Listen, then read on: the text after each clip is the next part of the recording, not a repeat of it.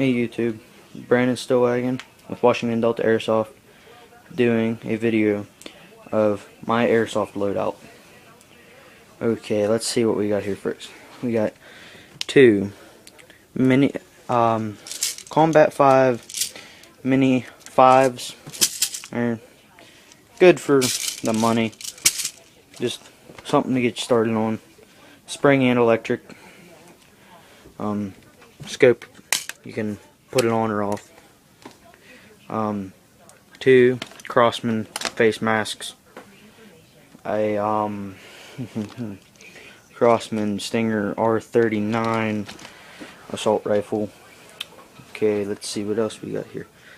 Two Stinger P311s. Those were our first guns. Crossman Air Mag C11. CO2. And just a little Stinger P36, and has a lot of malfunctions with it. So, but still, this all together is one of their combat packages, and it comes with a holster, which is over here.